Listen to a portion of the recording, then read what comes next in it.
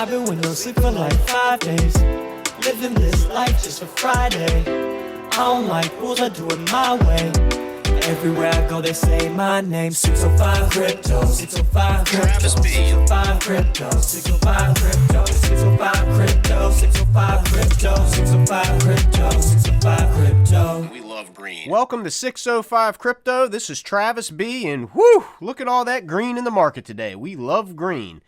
Polymatic finally hitting above $2 again. Avalanche at the $80, $84, $85 mark. Oh, a little bit of red right there, of course, as soon as I say something. XRP popping up almost 18% on the day. One of the best performing cryptos in the market over the last couple days. 80 cents, almost up to 80 cents today.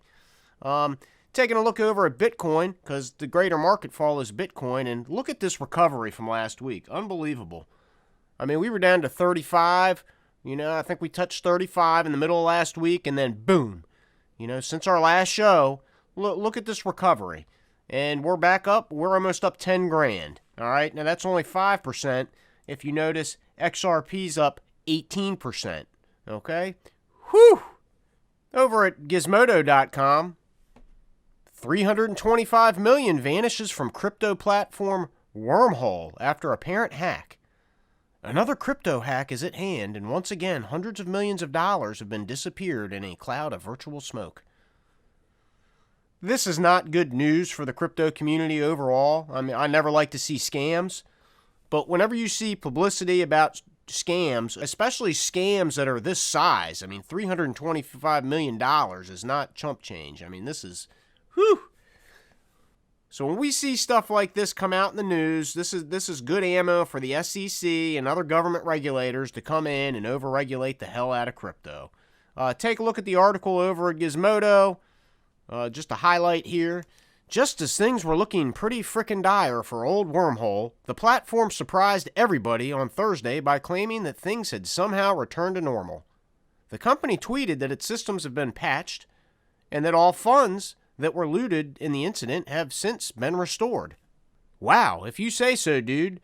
It certainly sounded like good news, but it also wasn't immediately clear what Wormhole was talking about. Did the hacker give the money back? Did somebody bail them out? It soon became apparent that it was the latter. Jump Crypto, Wormhole's parent company, announced Thursday that it had replenished the platform's funds as a means of staving off what would have otherwise probably been a tumultuous, humiliating collapse. So there you go. Overall, it's great that everybody got their money back, but somebody made off with $325 million worth of Ethereum. Not good. Checking in over on the Twitter with DJ Peter Voss. Give him a follow. He's always got some good stuff. Crypto.com is running the first Super Bowl ad. So Crypto.com will run its first Super Bowl ad amid marketing blitz.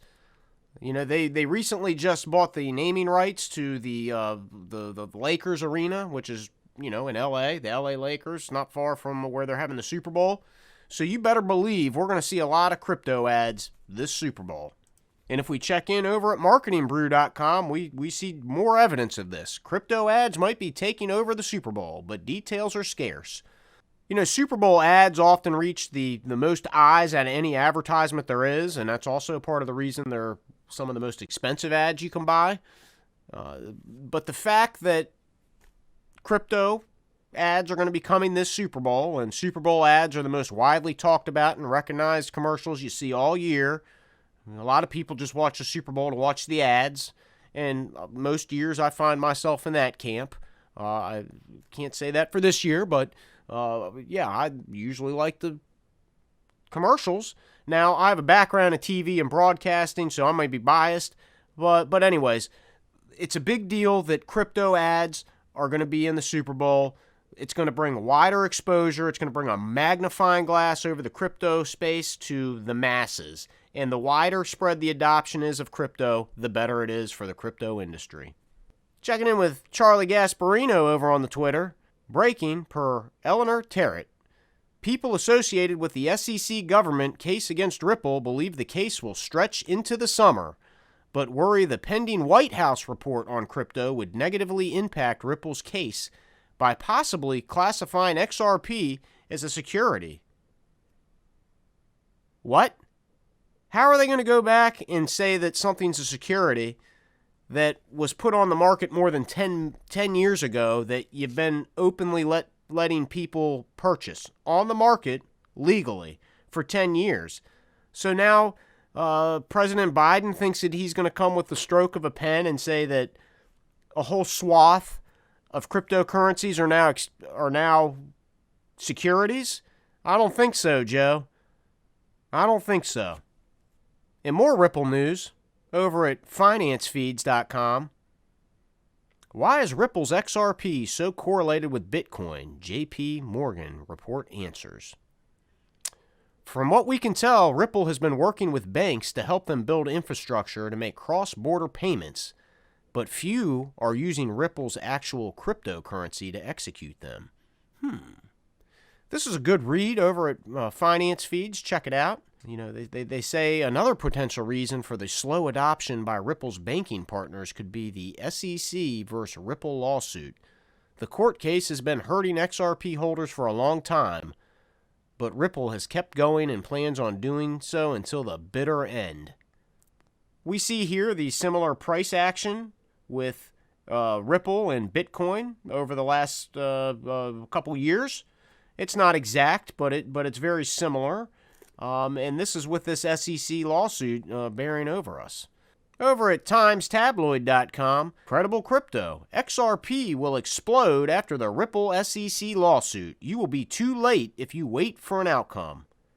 A lot of us in the Ripple camp think this same thing. If you're waiting to get into XRP until after this lawsuit, you're going to miss the bus. You're going to miss the train. You might even miss the moon. Credible Crypto states, the reason why I still hold such a massive amount of XRP despite the sluggish price action is that I now kind of see it as a hedge against the rest of the market.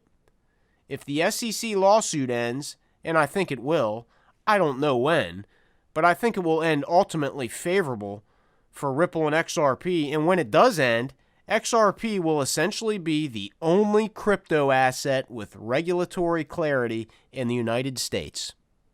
Think about that. The only crypto asset with regulatory clarity in the United States. When the case does get settled, you can expect XRP's price to absolutely pop. So if you're waiting to hear the outcome of this case to jump in, you're going to be too late.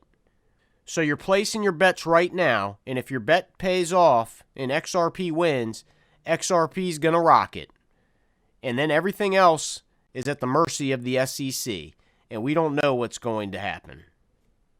Meanwhile, over at Fox Business, I caught this little gem on Mornings with Maria this morning. Mr. Gregory Zurhan, who is a former acting assistant treasury secretary, he talks about how digital currencies are seen as a threat to government-issued money.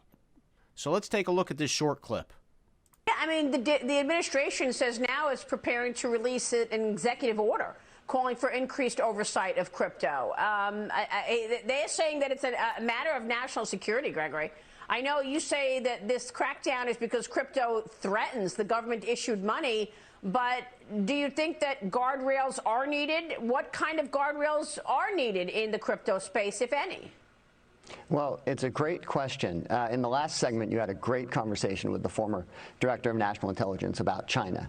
You look at China. China banned cryptocurrency and replaced it with its own app, a central bank digital yuan, and essentially is attempting to eliminate the competition that crypto poses. In the U.S., we could put in appropriate guardrails, but the reality is those guardrails already exist. It's illegal to defraud people. And so the idea that we need to treat crypto as though it's some sort of financial product that existed in the 19th century or the 18th century is completely incorrect. These are new products. They're innovative. There are laws that cover them, and freedom should be allowed to flourish. So there you go, right there. Freedom should be allowed to flourish.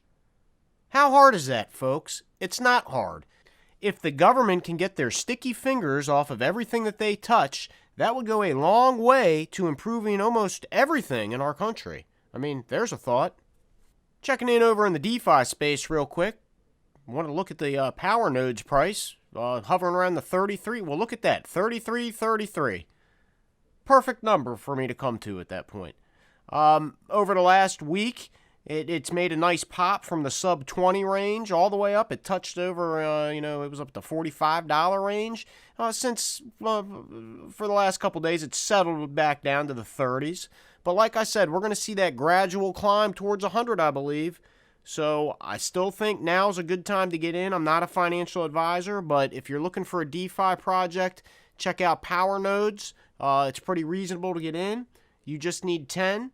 So you could get in for about $350 right now and pick yourself up a human node if you'd like. Work on yourself daily and watch your life change. That's one of the secrets to life right there, folks. Thanks for joining us today. If you made it this far, give us a like, subscribe, tell a friend about the show. I appreciate each and every one of you. This is Travis B with 605 Crypto, and we'll catch you next time. I've been with no sleep for like 5 days. Living this life just for Friday. I don't like rules, I do it my way. Everywhere I go, they say my name. 605 Crypto, 605 Crypto, 605 Crypto, 605 Crypto, 605